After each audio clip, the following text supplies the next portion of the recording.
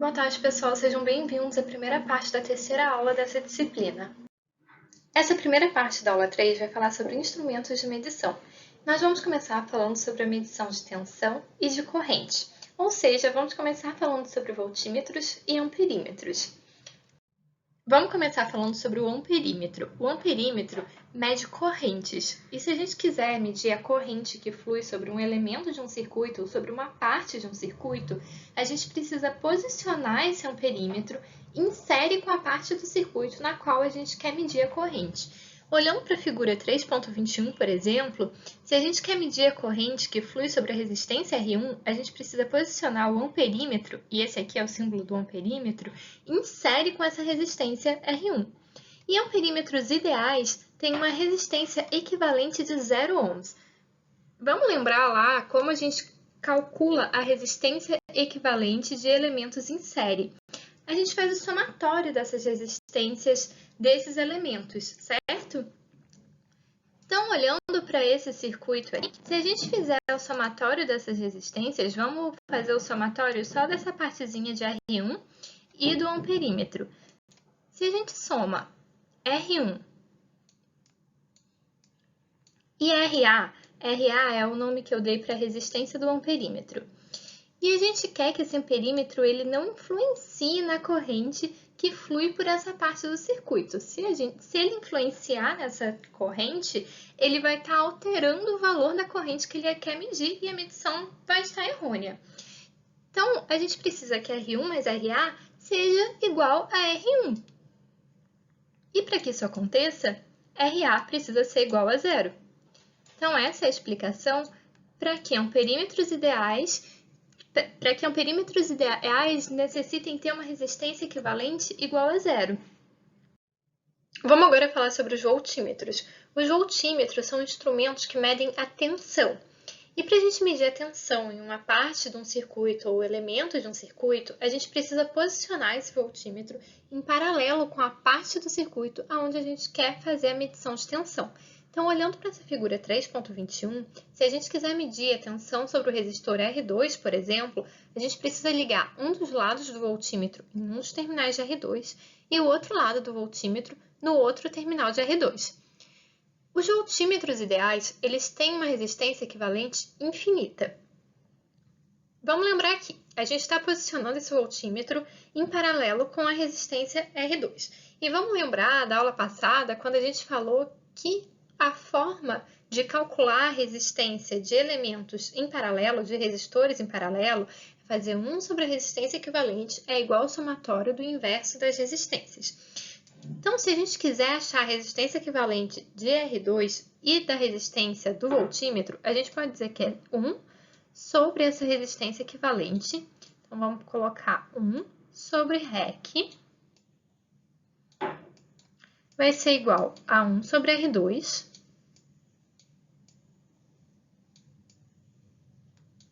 mais 1 sobre RV. RV é como eu estou chamando a resistência do voltímetro.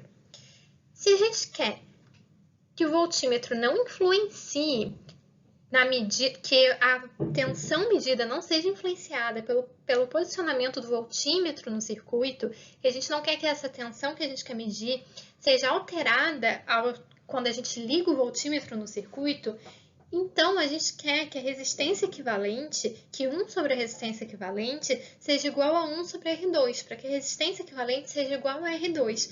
Dessa forma, a gente precisa que 1 sobre RV seja igual a 0. E para que 1 sobre RV seja igual a 0, a gente precisa que RV seja infinito. E é por isso que a gente diz que voltímetros ideais têm uma resistência equivalente infinita. Se a gente olhar agora para essa figura aqui, 3.22, o que essa figura está nos mostrando é que o nosso amperímetro está aqui como se ele não existisse. Então, para que ele funcione como se ele tivesse uma resistência equivalente igual a 0, ele estaria funcionando como um curto-circuito. E a gente quer que o nosso voltímetro também não influencie nas medidas que a gente vai realizar no nosso circuito, que ele não altere tensão e corrente ao ser conectado no circuito. Então, Para isso acontecer, ele vai funcionar como um circuito aberto. As categorias gerais para os medidores de tensão e corrente são digital e analógico. Os medidores digitais medem o sinal em pontos discretos no tempo de amostragem. Eles introduzem uma menor resistência ao circuito e, devido à facilidade de leitura, a precisão de medição é maior. Já os analógicos, eles são baseados no medidor de movimento de Dasson.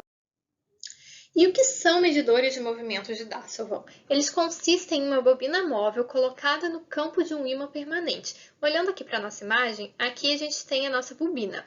Quando uma corrente flui pela bobina, cria nela um torque e faz com que ela gire e mova um ponteiro sobre uma escala calibrada.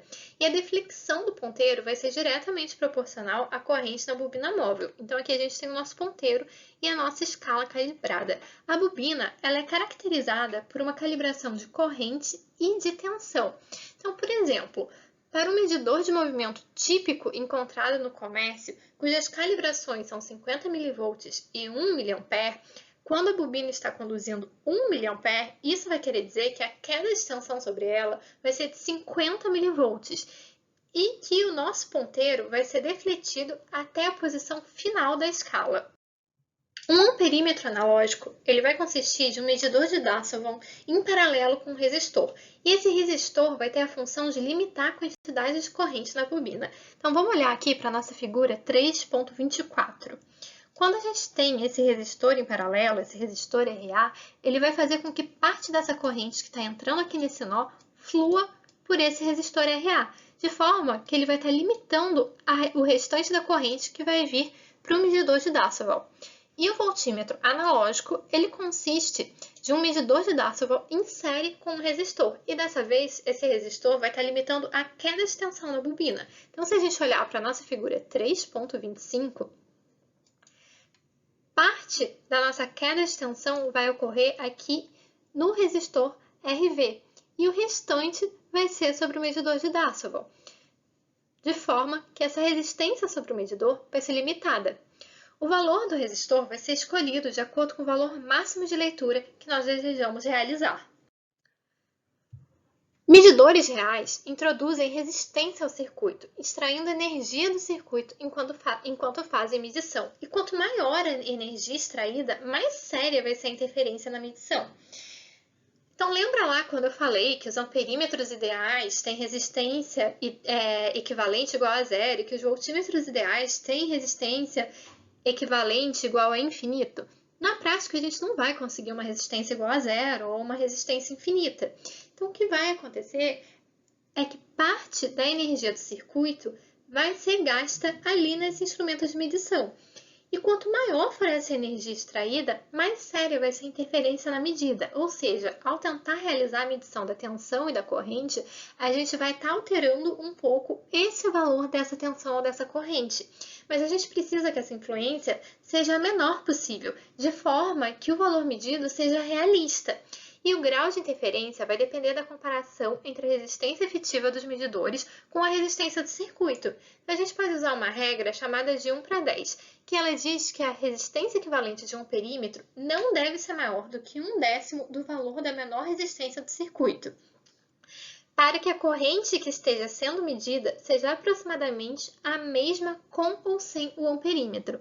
Isso quer dizer que essa interferência vai depender do circuito que a gente está medindo. Então, talvez um equipamento seja ideal para medir uma determinada corrente em um determinado circuito, mas para um outro circuito, a interferência que esse equipamento inseriria seria uma interferência muito grande.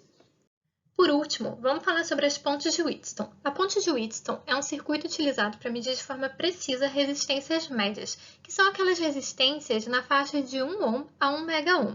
Os modelos comerciais costumam apresentar precisão da ordem de mais ou menos 1%.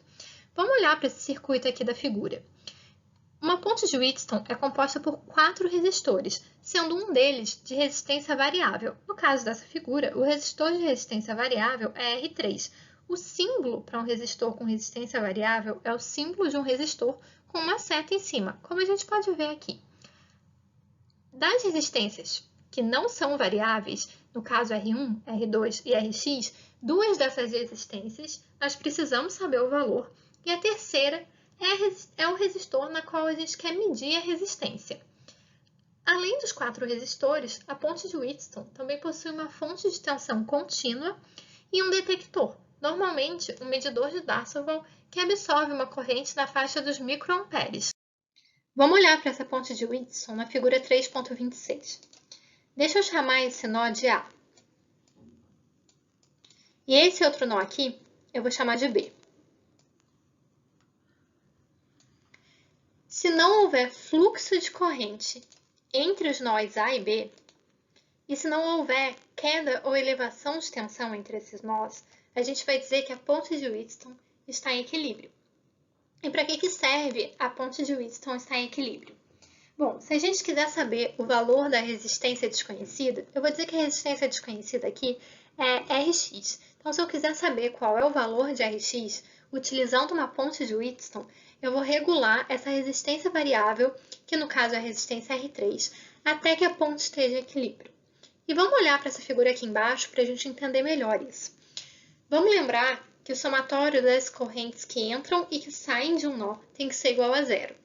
E vamos convencionar aqui que as correntes que estão entrando são negativas. Vamos olhar primeiro para esse nó A e fazer o somatório dessas correntes. A gente sabe que essa ponte aqui está em equilíbrio. Então, vamos dizer que essa ponte aqui está em equilíbrio. Então, a gente sabe que entre A e B não vai ter corrente fluindo. Então, eu vou falar que menos I1, porque I1 está entrando, mais I3, já que I3 está saindo, é igual a zero. E com isso, eu vou ter que I1 é igual a I3, que é de onde a gente tirou essa nossa primeira equação. E agora vamos olhar para o nó B. Entre A e B, a gente sabe que não tem corrente. A gente tem I2 entrando, então a gente tem menos I2. E a gente tem Ix saindo, então a gente tem mais Ix. E isso é igual a zero. Então, a gente tem que I2 é igual a Ix. De onde a gente tem a nossa segunda equação, I2 igual a Ix. Agora, vamos lembrar que o somatório das elevações e das tensões ao longo de qualquer caminho fechado vai ser igual a zero. Vamos olhar para esse caminho fechado superior. A gente sabe que entre A e B não tem queda e nem elevação de tensão. Vamos analisar esse caminho fechado circulando no sentido horário. Vamos dizer que as nossas elevações de tensão são negativas. Vamos marcar o terminal superior de R1 como sendo positivo e o inferior negativo. E vamos marcar o terminal superior de R2 como positivo e o inferior como negativo. Se a gente começar analisando pelo nó A, no sentido horário, a gente vai encontrar uma elevação de tensão. Então, a gente vai ter a elevação da tensão sobre R1. A gente vai ter menos a tensão sobre R1, que vai ser igual a I1 vezes R1, já que a corrente está fluindo do terminal positivo para o negativo. Então, ela está fluindo no sentido da queda. Então, a gente vai ter menos I1 R1. Continuando a circular esse caminho fechado, a gente vai ter essa queda sobre R2. Então, a gente vai ter mais I2 R2. Isso vai ser igual a zero. De onde a gente tirou a terceira equação, que diz que R1 e 1 é igual a R2 e 2. Agora, vamos olhar para a malha inferior. A gente também vai circular ela em sentido horário. A gente vai dizer que o terminal positivo de R3 é o superior e o inferior é o negativo. Para Rx a mesma coisa, a gente vai dizer que o superior é positivo e o inferior é negativo. Então, vamos começar a análise dessa malha, desse caminho fechado, por esse nó aqui inferior. Seguindo no caminho horário, primeiro a gente vai ter essa elevação. Então, a gente vai ter um menos a tensão sobre o resistor R3. A tensão sobre o resistor R3 é igual a I3 vezes R3. Então, a gente vai ter menos I3 vezes R3. Continuando a circular esse caminho fechado, entre A e B, a gente não tem nem queda e nem elevação, então a gente não vai adicionar nada aqui. E continuando o caminho, a gente tem essa queda sobre Rx. Então, a gente vai ter mais Ix, Rx. Ix, Rx.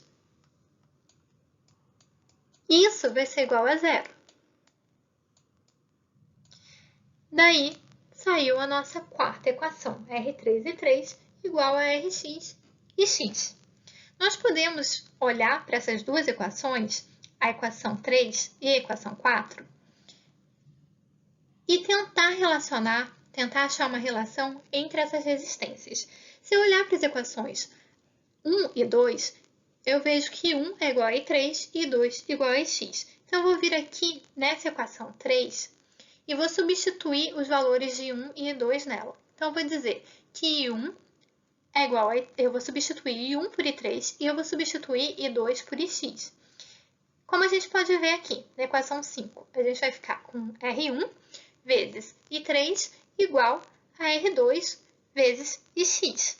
E agora, a gente pode dividir uma equação pela outra. Então, a gente vai dividir a equação 5 pela equação 4, de forma que a gente vai ter R1 dividido por R3 igual a R2 dividido por Rx. E a gente pode colocar Rx em evidência. Então, a gente pode dizer que Rx é igual a R2 dividido por R1 vezes R3. E assim a gente consegue calcular o valor de Rx se a gente sabe quem são R2, R1 e R3. A faixa de valores de Rx que a ponte é capaz de medir vai depender dos valores da razão de R2 por R1 e da resistência de R3.